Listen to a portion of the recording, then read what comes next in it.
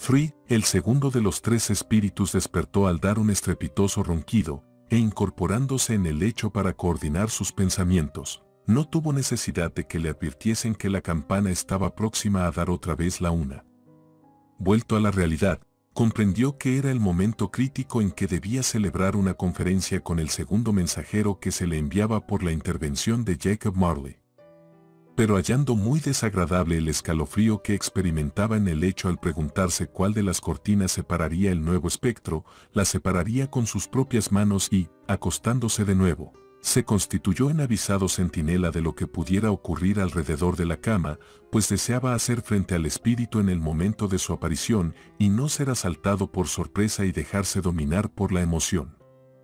Así, pues, hallándose preparado para casi todo lo que pudiera ocurrir, no lo estaba de ninguna manera para el caso de que no ocurriera nada, y, por consiguiente, cuando la campana dio la una y Scrooge no vio aparecer ninguna sombra, fue presa de un violento temblor. 5 minutos, 10 minutos, un cuarto de hora transcurrieron y nada ocurría. Durante todo este tiempo caían sobre el lecho los rayos de una luz rojiza que lanzó vivos destellos cuando el reloj dio la hora, pero, siendo una sola luz, era más alarmante que una docena de espectros, pues Scrooge se sentía impotente para descifrar cuál fuera su significado, y hubo momentos en que temió que se verificase un interesante caso de combustión espontánea, sin tener el consuelo de saber de qué se trataba. No obstante, al fin empezó a pensar, como nos hubiera ocurrido en semejante caso a vosotros o a mí, al fin, digo, empezó a pensar que el manantial de la misteriosa luz sobrenatural podía hallarse en la habitación inmediata de donde parecía proceder el resplandor. Esta idea se apoderó de su pensamiento y suavemente se deslizó Scrooge con sus zapatillas hacia la puerta. En el preciso momento en que su mano se posaba en la cerradura, una voz extraña lo llamó por su nombre y le invitó a entrar. Él obedeció. Era su propia habitación. Acerca de esto no había la menor duda.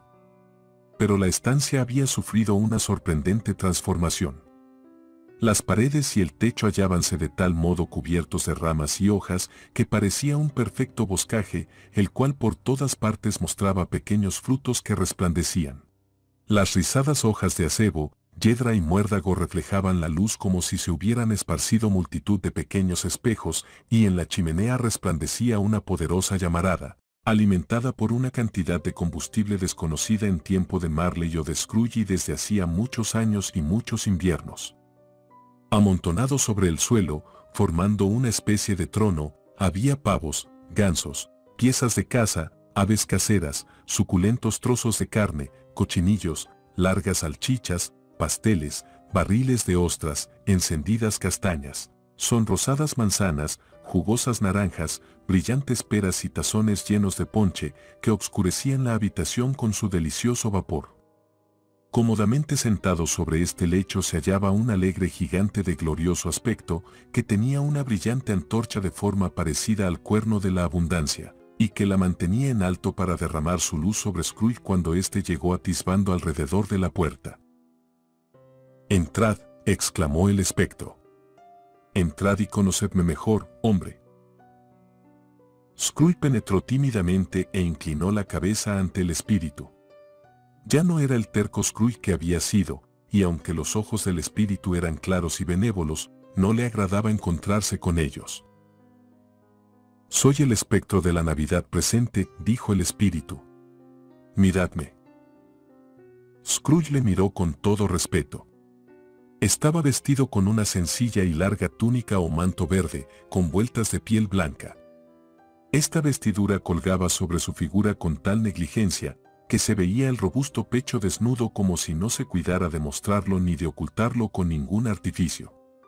Sus pies, que se veían por debajo de los amplios pliegues de la vestidura, también estaban desnudos y sobre la cabeza no llevaba otra cosa que una corona de acebo, sembrada de pedacitos de hielo. Sus negros rizos eran abundantes y sueltos, tan agradables como su rostro alegre, su mirada viva, su mano abierta, su armoniosa voz, su desenvoltura y su simpático aspecto.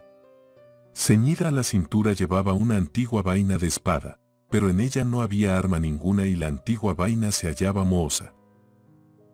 ¿Nunca hasta ahora habéis visto nada que se me parezca?, exclamó el espíritu. Nunca, contestó Scrooge.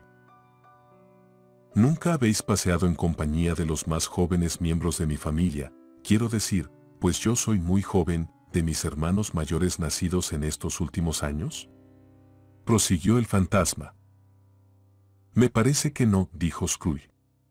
Temo que no. ¿Habéis tenido muchos hermanos, espíritu? Más de 1800, dijo el espectro. Una tremenda familia a quien atender, murmuró Scrooge. El espectro de la Navidad presente se levantó. Espíritu, dijo Scrooge con sumisión, llevadme a donde queráis. La última noche tuve que salir de casa a la fuerza y aprendí una lección que ahora hace su efecto. Esta noche, si tenéis que enseñarme alguna cosa, permitidme que saque provecho de ella. Tocad mi vestido. Scrooge lo tocó apretándolo con firmeza. Acebo, muérdago, rojos frutos, yedra, pavos, gansos, caza aves, carne, cochinillos, salchichas, ostras, pasteles y ponche, todo se desvaneció instantáneamente. Lo mismo ocurrió con la habitación, el fuego, la rojiza brillantez, la noche, y ellos halláronse en la mañana de Navidad y en las calles de la ciudad, donde, como el tiempo era crudo, muchas personas producían una especie de música ruda, pero alegre y no desagradable, al arrancar la nieve del pavimento en la parte correspondiente a sus domicilios y de los tejados de las casas, lo que producía una alegría loca en los muchachos al ver cómo se amontonaba cayendo sobre el piso y a veces se deshacía en el aire, produciendo pequeñas tempestades de nieve. Las fachadas de las casas parecían negras y más negras aún las ventanas, contrastando con la tersa y blanca sábana de nieve que cubría los tejados y con la nieve más sucia que se extendía por el suelo y que había sido hollada en profundos surcos por las pesadas ruedas de carros y camiones. Surcos que se cruzaban y se volvían a cruzar unos a otros, cientos de veces, en las bifurcaciones de las calles amplias, y formaban intrincados canales, difíciles de trazar, en el espeso fango amarillo y, en el agua llena de hielo. El cielo estaba sombrío y las calles más estrechas se hallaban ahogadas por la obscura niebla, medio deshelada, medio glacial, cuyas partículas más pesadas descendían en una llovizna de átomos fuliginosos, como si todas las chimeneas de la Gran Bretaña se hubieran incendiado a la vez y estuvieran lanzándose el contenido de sus hogares. Nada de alegre había en el clima de la ciudad y, sin embargo, notábase un aire de júbilo que el más diáfano aire estival y el más brillante sol del estío en vano habrían intentado difundir. En efecto, los que maniobraban con las palas en lo alto de los edificios estaban animosos y llenos de alegría, llamábanse unos a otros desde los parapetos y de vez en cuando se disparaban bromeando una bola de nieve, proyectil mucho más inofensivo que muchas bromas verbales, riendo cordialmente si daba en el blanco y no menos cordialmente si fallaba la puntería. Las tiendas en que se vendían aves estaban todavía entreabiertas y las fruterías radiantes de esplendor. Había grandes, redondas y panzudas cestas de castañas, cuya figura se asemejaba a los chalecos de los ancianos gastrónomos, recostadas en las puertas y tumbadas en la calle con su opulencia apoplética. Había rojizas, morenas y anchas cebollas de España, brillando en la gordura de su desarrollo como frailes españoles y haciendo guiños en sus bazares, con socarronería retozona a las muchachas que pasaban por su lado y mirando humildemente al muérdago que colgaba en lo alto. Había peras y manzanas formando altas pirámides apetitosas, había racimos de uvas que la benevolencia de los fruteros había colgado de magníficos ganchos para que las bocas de los transeúntes pudieran hacerse agua al pasar. Había montones de avellanas, mohosas y obscuras, cuya fragancia hacía recordar antiguos paseos por en medio de bosques y agradables marchas hundiendo los pies hasta los tobillos en hojas marchitas. Había naranjas y limones, que en la gran densidad de sus cuerpos jugosos pedían con urgencia ser llevados a casa en bolsas de papel y comidos después del almuerzo, y había pescados de oro y de plata. Pues ¿y las tiendas de comestibles? Oh, las tiendas de comestibles. Estaban próximas a cerrar, con las puertas entornadas, pero a través de las rendijas daba gusto mirar.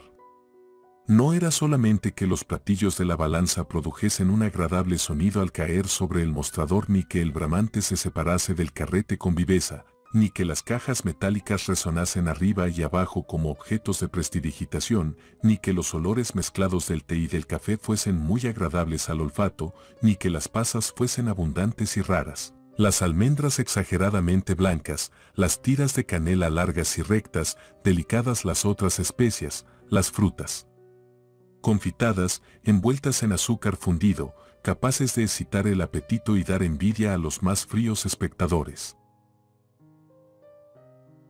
No era tampoco que los higos se mostrasen húmedos y carnosos, ni que las ciruelas francesas enrojeciesen con alguna acritud en sus cajas adornadas, ni que todo excitase el apetito en su aderezo de Navidad, sino que las parroquianas se apresuraban con tal afán en la esperanzada promesa del día, que se empujaban unas a otras a la puerta, haciendo estallar toscamente los cestos de mimbre, y dejaban los portamonedas sobre el mostrador y volvían corriendo a buscarlos, cometiendo cientos de equivocaciones semejantes, con el mejor humor posible, mientras el tendero y sus dependientes se mostraban tan serviciales y tan fogosos, que se comprendía fácilmente que los corazones que latían detrás de los mandiles no se regocijaban solo por hacer buenas ventas, sino por el júbilo que les producía la Navidad.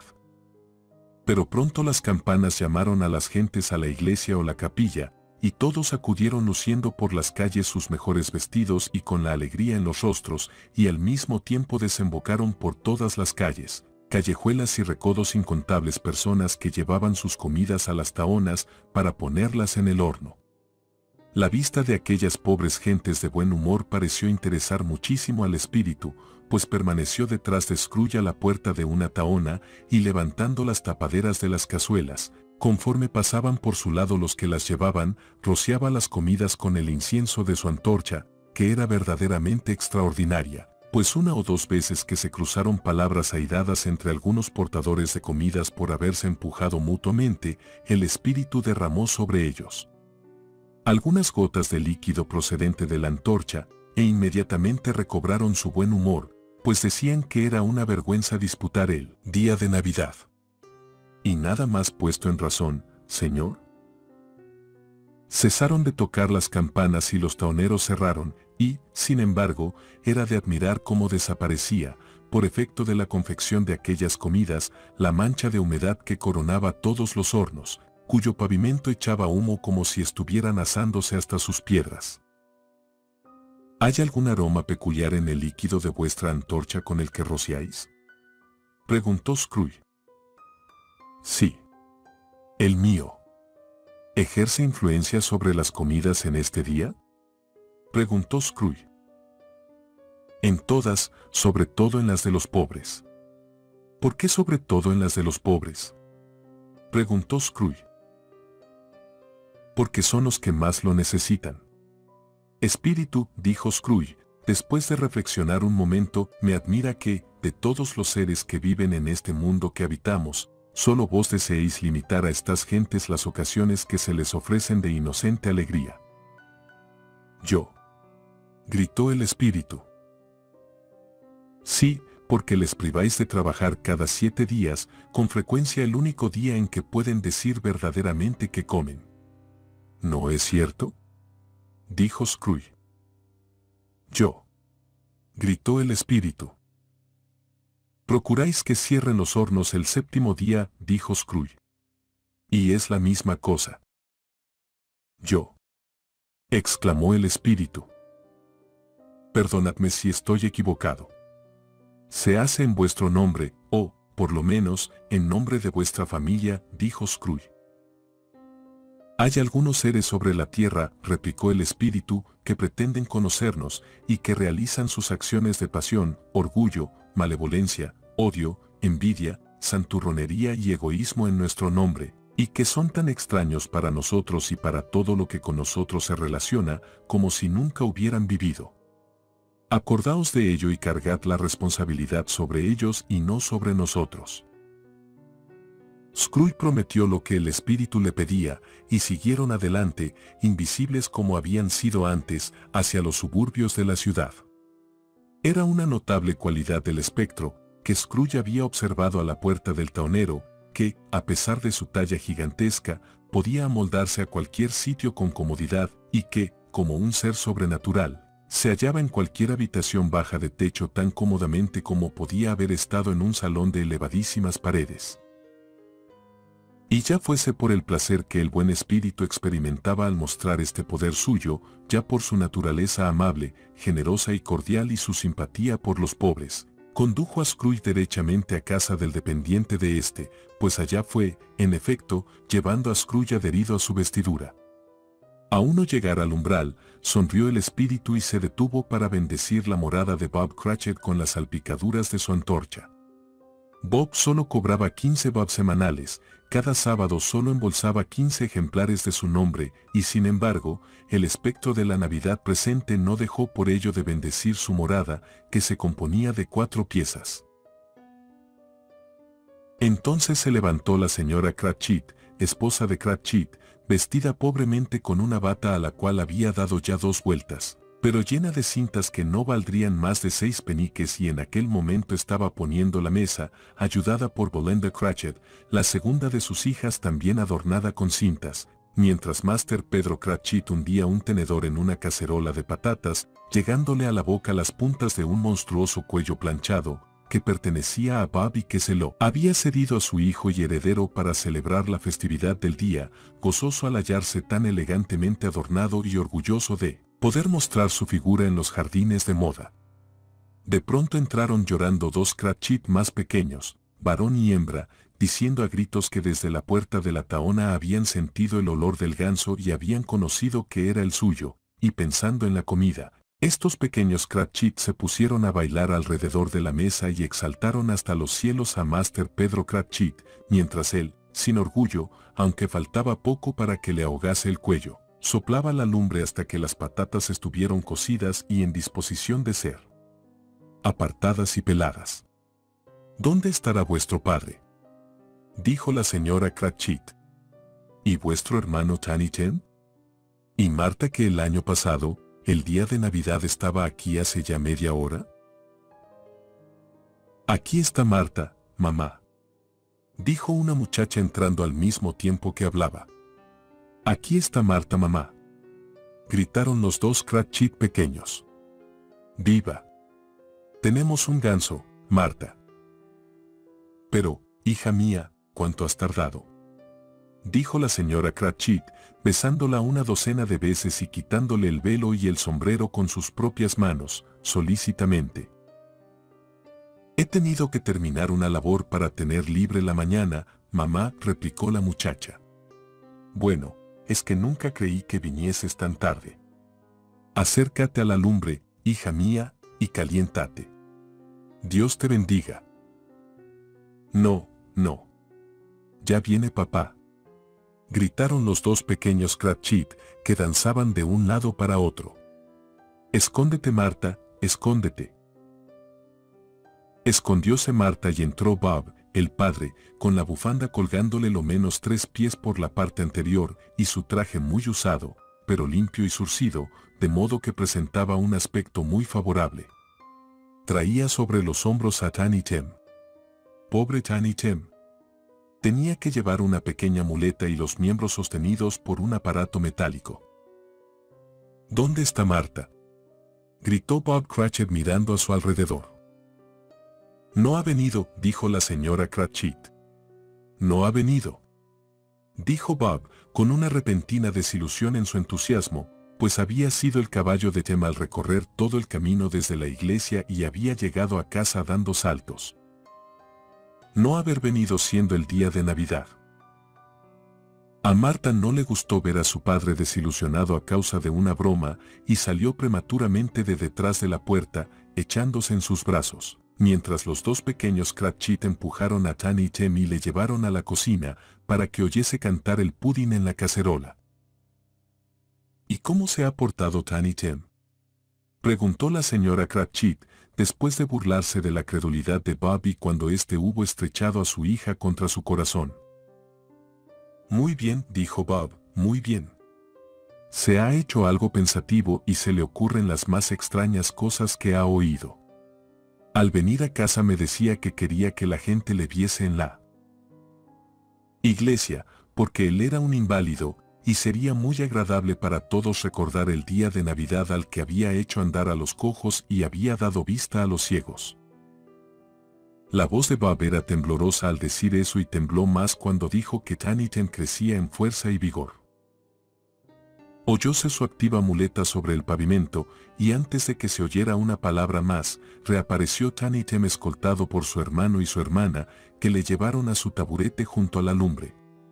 Mientras Bob, remangándose los puños, pobrecillo, como si fuese posible estropearlos más, confeccionaba una mistura con ginebra y limón y la agitaba una y otra vez, colocándola después en el antehogar para que cociese a fuego lento. Master Pedro y los dos ubicuos Cratchit pequeños fueron en busca del ganso, con el cual aparecieron enseguida en solemne procesión.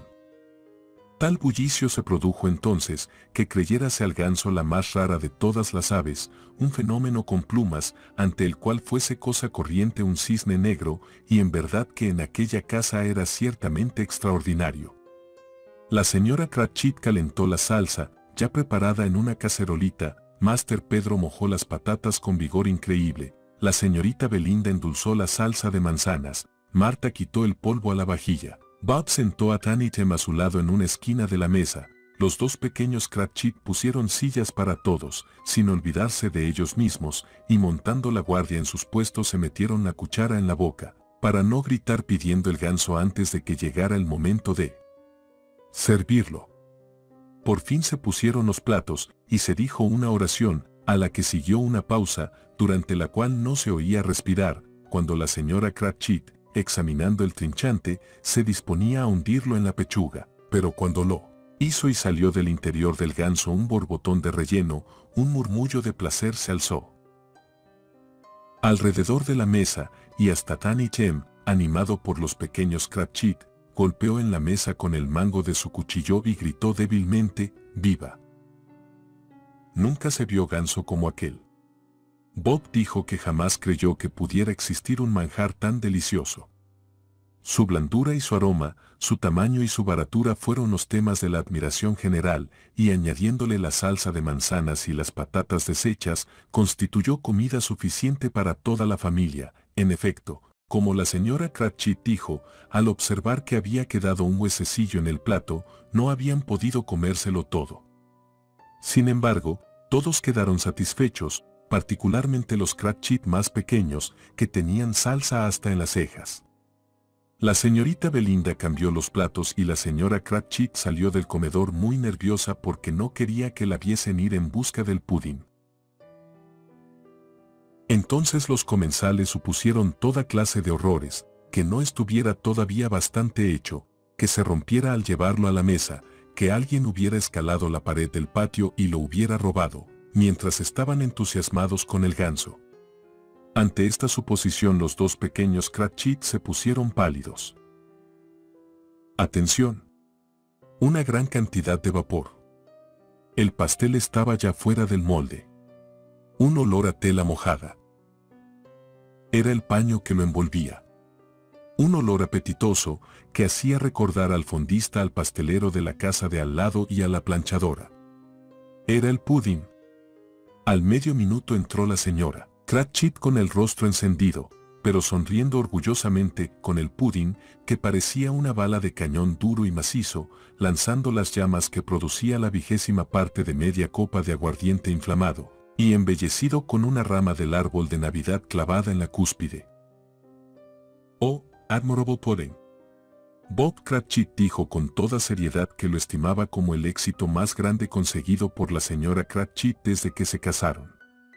La señora Cratchit dijo que no podía calcular lo que pesaba el pudín, y confesó que había tenido sus dudas acerca de la cantidad de harina.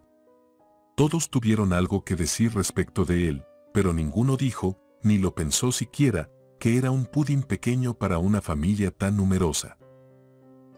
Ello habría sido una gran herejía. Los Cratchit hubieranse ruborizado de insinuar semejante cosa. Por fin se terminó la comida, alzóse el mantel, se limpió el hogar y se encendió fuego, y después de beber en el jarro el ponche confeccionado por Bob, y que se consideró excelente, Pusiéronse sobre la mesa manzanas y naranjas y una pala llena de castañas sobre la lumbre. Después, toda la familia Cratchit se colocó alrededor del hogar, formando lo que Bob llamaba un círculo, queriendo decir semicírculo, y cerca de él se colocó toda la cristalería, 2 vasos y una flanera sin mango. No obstante, tales vasijas servían para beber el caliente ponche, también como habrían servido copas de oro, y Bob lo sirvió con los ojos resplandecientes, mientras las castañas sobre la lumbre crujían y estallaban ruidosamente. Entonces Bob brindó. Felices Pascuas para todos nosotros, hijos míos, y que Dios nos bendiga. Lo cual repitió toda la familia. Que Dios nos bendiga. Dijo Tiny Tim, el último de todos. Estaba sentado, arrimadito a su padre, en su taburete. Bob puso la débil manecita del niño en la suya, con todo cariño, deseando retenerle junto a sí, como temiendo que se lo pudiesen arrebatar. Espíritu, dijo Scrooge, con un interés que nunca había sentido hasta entonces. Decime si Tiny Tim vivirá. Veo un asiento vacante, replicó el espectro en la esquina del pobre hogar y una muleta sin dueño, cuidadosamente preservada. Si tales sombras permanecen inalteradas por el futuro, el niño morirá. No, no, dijo Scrooge. Oh, no, espíritu amable. Decid que se evitará esa muerte. Si tales sombras permanecen inalteradas por el futuro, ningún otro de mi raza, replicó el espectro, le encontrará aquí. ¿Y qué? Si él muere, hará bien, porque así disminuirá el exceso de población. Scrooge bajó la cabeza al oír sus propias palabras, repetidas por el espíritu, y se sintió abrumado por el arrepentimiento y el pesar. Hombre, dijo el espectro, si sois hombre de corazón y no de piedra, prescindid de esa malvada hipocresía hasta que hayáis descubierto cuál es el exceso y dónde está. ¿Vais a decir cuáles hombres deben vivir y cuáles hombres deben morir? Quizás a los ojos de Dios vos sois más indigno y menos merecedor de vivir que millones de niños como el de ese pobre hombre. Oh, Dios. Oír al insecto sobre la hoja decidir acerca de la vida de sus hermanos hambrientos. Scrooge se inclinó ante la reprensión del espíritu y, tembloroso, bajó la vista hacia el suelo. Pero la levantó rápidamente al oír pronunciar su nombre. El señor Scrooge, dijo Bob. Brindemos por el señor Scrooge, que nos ha procurado esta fiesta. En verdad que nos ha procurado esta fiesta, exclamó la señora Cratchit, sofocada. Quisiera tenerle delante para que la celebrase, y estoy segura de que se le iba a abrir el apetito. Querida, dijo Bob, los niños. Es el día de Navidad. Es preciso, en efecto, que sea el día de Navidad, dijo ella, para beber a la salud de un hombre tan odioso, tan avaro, tan duro, tan insensible, como el señor Scrooge. Ya le conoces, Roberto. Nadie le conoce mejor que tú, pobrecillo. Querida, fue la dulce respuesta de Bob. Es el día de Navidad. Beberé a su salud por ti y por ser el día que es, dijo la señora Cratchit, no por él. Que viva muchos años. Que tenga felices Pascuas y feliz Año Nuevo. Él vivirá muy alegre y muy feliz, sin duda alguna. Los niños brindaron también. Fue de todo lo que hicieron lo único que no tuvo cordialidad. Tiny Tim brindó el último de todos, pero sin poner la menor atención. Scrooge era el ogro de la familia. La sola mención de su nombre arrojó sobre los reunidos una sombra oscura, que no se disipó sino después de 5 minutos. Pasada aquella impresión, estuvieron 10 veces más alegres que antes, al sentirse aliviados del maleficio causado por el nombre de Scrooge. Bob Cratchit les contó que tenía en perspectiva una colocación para Master Pedro, que podría proporcionarle, si la conseguía, 5 chelines y 6 peniques semanales. Los 2 pequeños Cratchit rieron atrozmente ante la idea de ver a Pedro hecho un hombre de negocios, y el mismo Pedro miró pensativamente al fuego, sacando la cabeza entre las 2 puntas del cuello, como si reflexionara sobre la notable investidura de que gozaría cuando llegase a percibir aquel enorme ingreso. Marta, que era una pobre aprendiza en un taller de modista, les contó la clase de labor que tenía que hacer y cómo algunos días trabajaba muchas horas seguidas. Dijo que al día siguiente pensaba levantarse tarde de la cama, pues era un día festivo que iba a pasar en casa. Contó que hacía pocos días había visto a una condesa con un lord y que el lord era casi tan alto como Pedro, y al oírlo, se alzó tanto el cuello, que, si hubierais estado presentes, no habríais podido verle la cabeza. Durante todo este tiempo no dejaron de comer castañas y beber ponche, y de aquí a poco escucharon una canción referente a un niño perdido que caminaba por la nieve, cantada por Tani Jem, que tenía una quejumbrosa vocecita, y la cantó muy bien, ciertamente. Nada había de aristocrático en aquella familia. Sus individuos no eran hermosos, no estaban bien vestidos, sus zapatos hallaban muy lejos de ser impermeables, sus ropas eran escasas, y Pedro conocería muy probablemente el interior de las prenderías. Pero eran dichosos, agradables, se querían mutuamente y estaban contentos con su suerte, y cuando ya se desvanecían ante Scrooge, pareciendo más felices a los brillantes destellos da la antorcha del espíritu al partir. Scrooge los miró atentamente, sobre todo a Tani Jem, de quien no apartó la mirada hasta el último instante. Mientras tanto, había anochecido y nevaba copiosamente, y conforme Scrooge y el espíritu recorrían las calles, la claridad de la lumbre en las cocinas, en los comedores y en toda clase de habitaciones era admirable. Aquí, el temblor de la llama mostraba los preparativos de una gran comida familiar, con fuentes que trasladaban de una parte a otra junto a la lumbre y espesas cortinas rojas, prontas a caer para ahuyentar el frío y la obscuridad. Allá, todos los niños de la casa salían corriendo sobre la nieve al encuentro de sus hermanas casadas, de sus hermanos, de sus primos, de sus tíos, de sus tías, para ser los primeros en saludarles. En otra parte, veíanse en la ventana las sombras de los comensales reunidos, y más allá, un grupo de hermosas muchachas, todas con caperuzas y con botas de abrigo y charlando todas a la vez, marchaban alegremente a alguna casa cercana.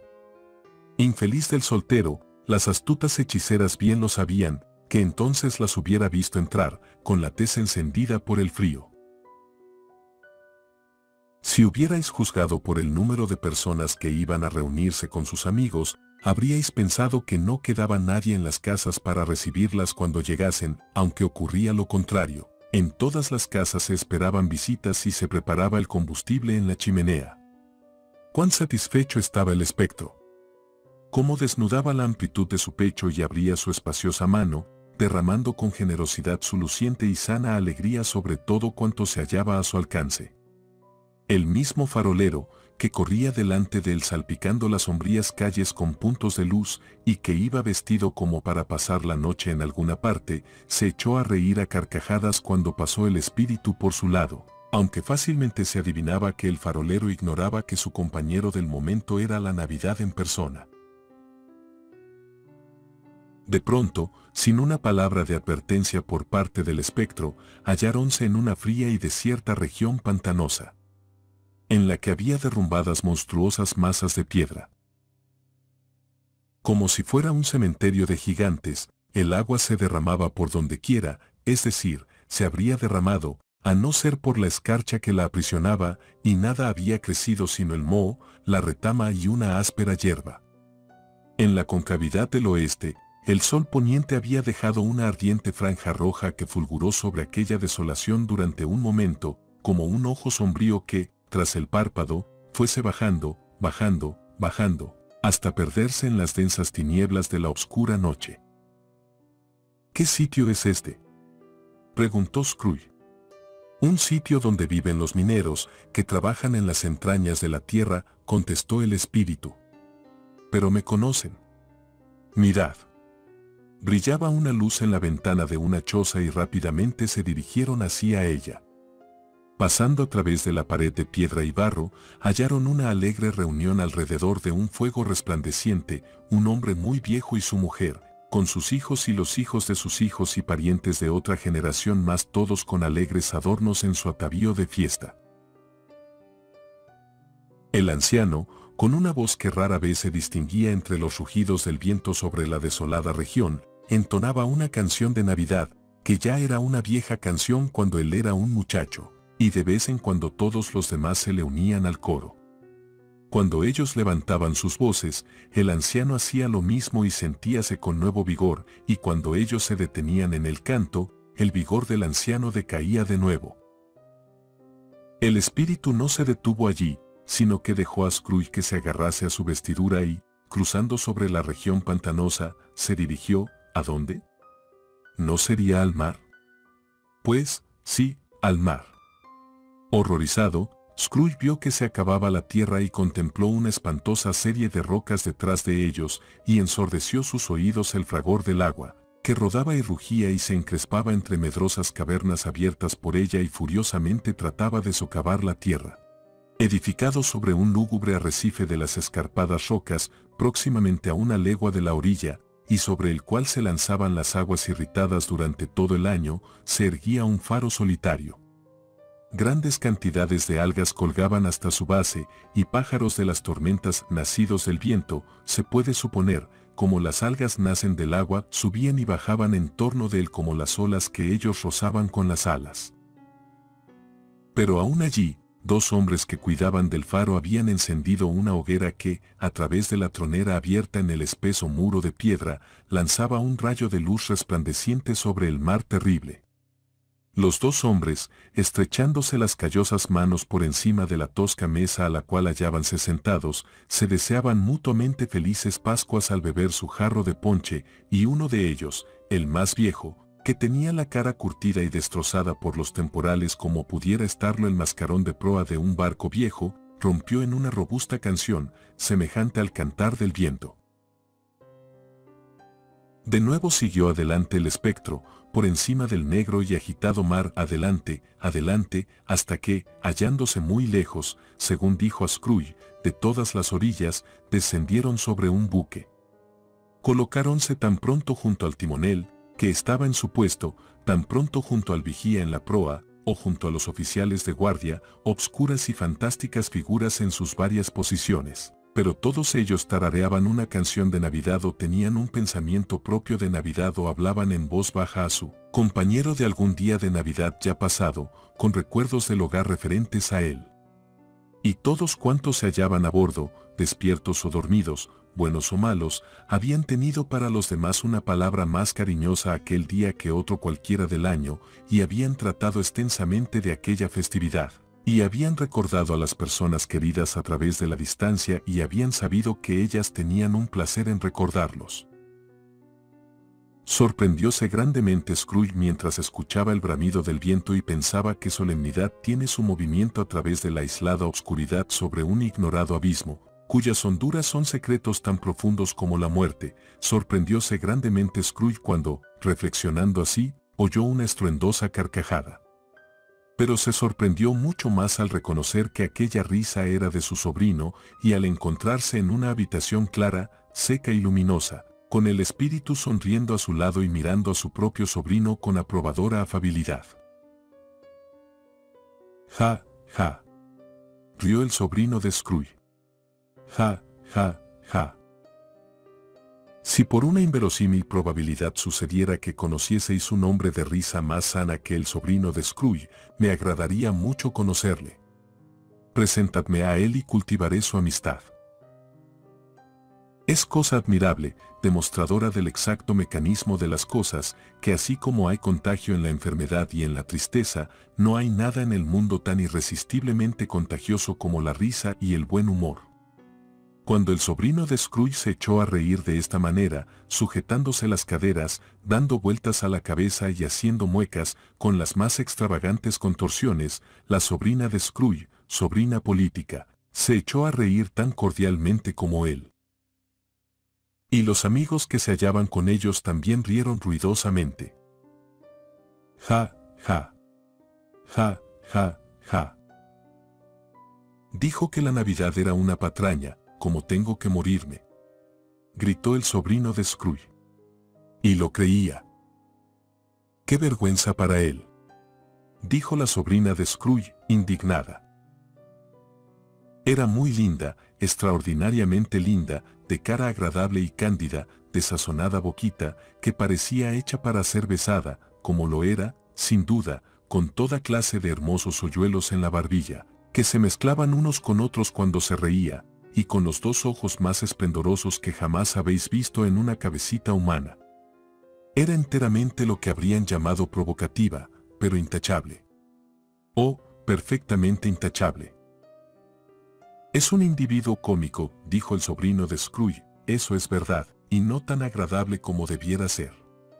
Sin embargo, sus defectos llevan el castigo de ellos mismos, y yo no tengo nada que decir contra él.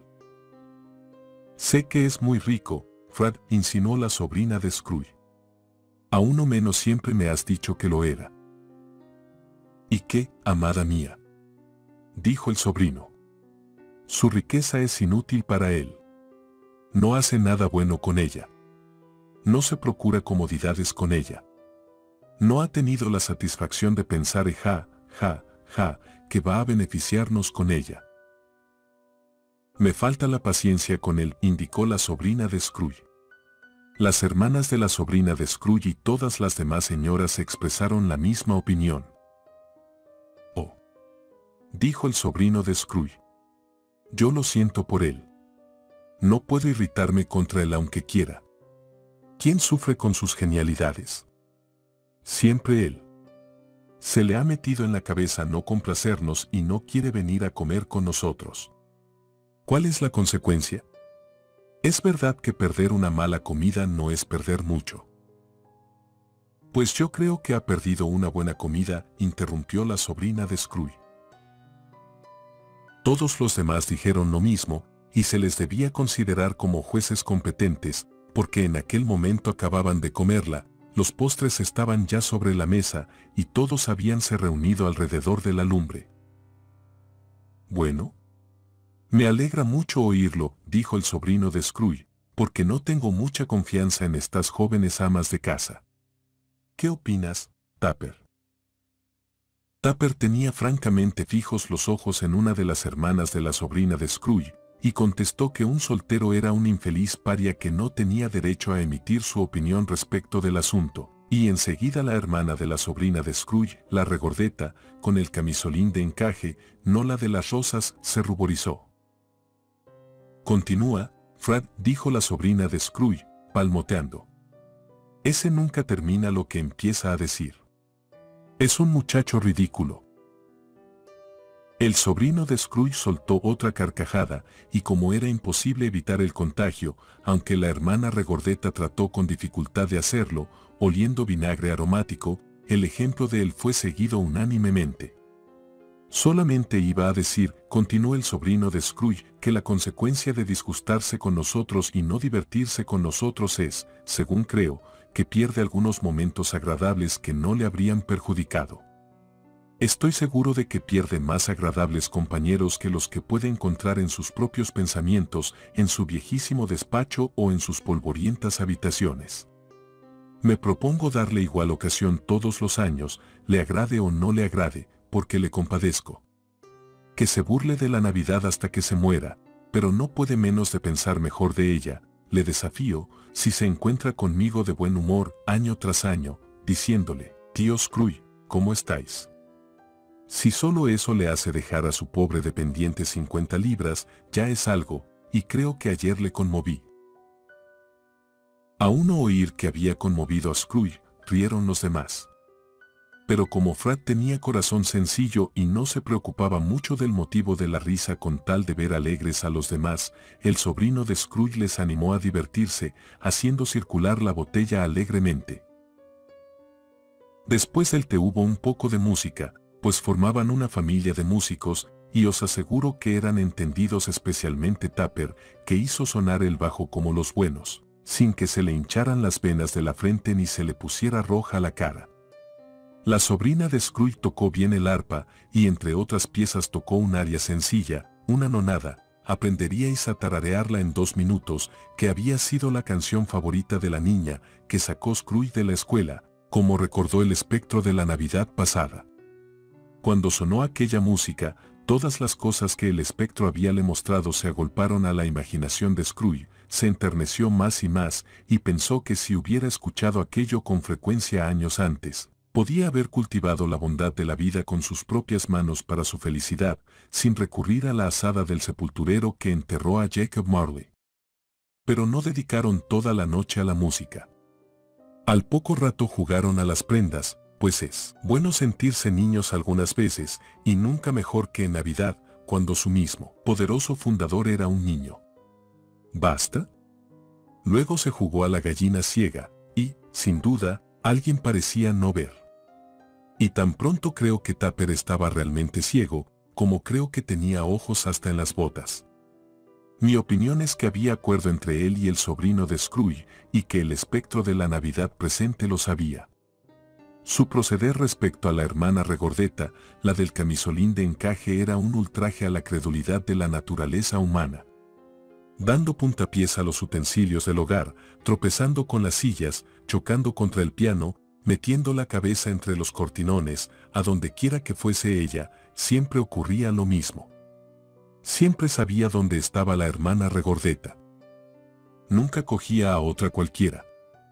Si os hubierais puesto delante de él, como hicieron algunos de ellos, con intención, habría fingido que iba a apoderarse de vosotros, lo cual habría sido una afrenta para vuestra comprensión, e instantáneamente se habría ladeado en dirección de la hermana regordeta.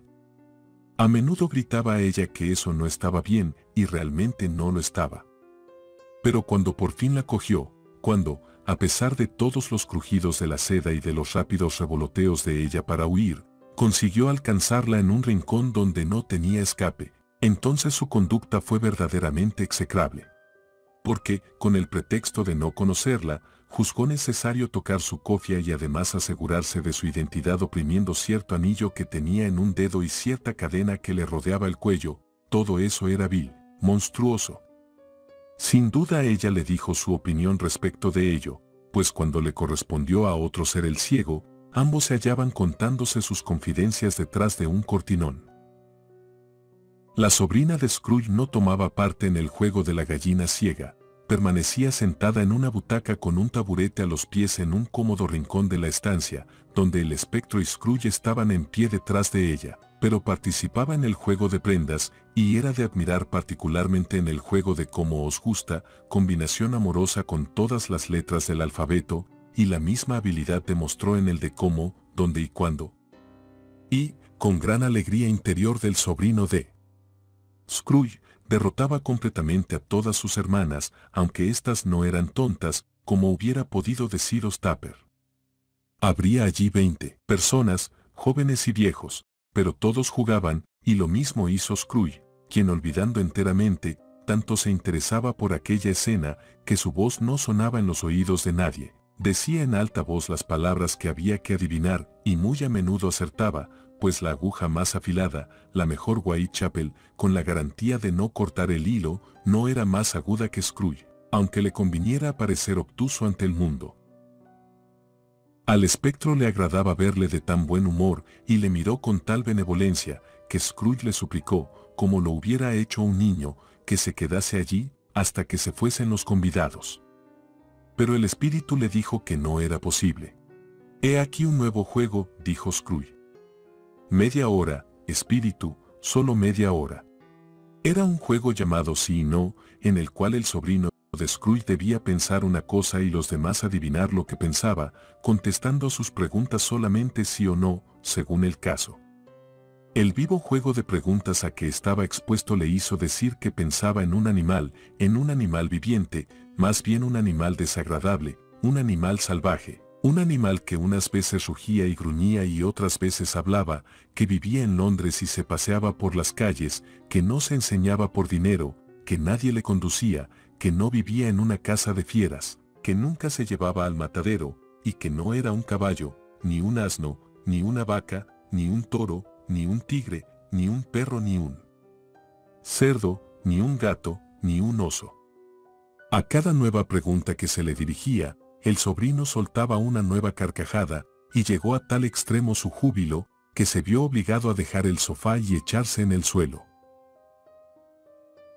Al fin, La hermana regordeta, presa también de una risa loca, exclamó: «He dado con ello». «Ya sé lo que es, Fran. Ya sé lo que es». «¿Qué es?», preguntó Fran. «¿Es vuestro tío Scrooge?». Eso era, efectivamente. La admiración fue el sentimiento general, aunque algunos hicieron notar que la respuesta a la pregunta «¿es un oso?», debió ser sí, tanto más cuanto que una respuesta negativa bastó para apartar sus pensamientos de Scrooge, suponiendo que se hubiera dirigido a él desde luego. «Ha contribuido en gran manera a divertirnos», dijo Fred, «y seríamos ingratos si no bebiéramos a su salud. Y puesto que todos tenemos en la mano un vaso de ponche con vino, yo digo, por el tío Scrooge». «Bien. ¿Por el tío Scrooge?», exclamaron todos. «Felices Pascuas y feliz Año Nuevo al viejo, sea lo que fuere», dijo el sobrino de Scrooge. «No aceptaría el tal felicitación saliendo de mis labios, pero que la reciba, sin embargo. Por el tío Scrooge». El tío Scrooge habíase dejado poco a poco conquistar de tal modo por el júbilo general, y sentía tan ligero su corazón, que hubiera correspondido al brindis de la reunión, aunque ésta no podía advertir su presencia, dándole las gracias, en un discurso que nadie habría oído, si el espectro le hubiera dado tiempo. Pero toda la escena desapareció con el sonido de la última palabra pronunciada por su sobrino, y Scrooge y el espíritu continuaron su viaje. Vieron muchos países, fueron muy lejos y visitaron muchos hogares, y siempre con feliz resultado. El espíritu se colocaba junto al lecho de los enfermos, y ellos se sentían dichosos. Si visitaba a los que se hallaban en país extranjero, creíanse en su patria; si a los que luchaban contra la suerte, sentíanse resignados y llenos de esperanza; si se acercaba a los pobres, se imaginaban ricos. En las casas de caridad, en los hospitales, en las cárceles, en todos los refugios de la miseria, donde el hombre, orgulloso de su efímera autoridad, no había podido prohibir la entrada y cerrar la puerta, al espíritu dejaba su bendición e instruía a Scrooge en sus preceptos.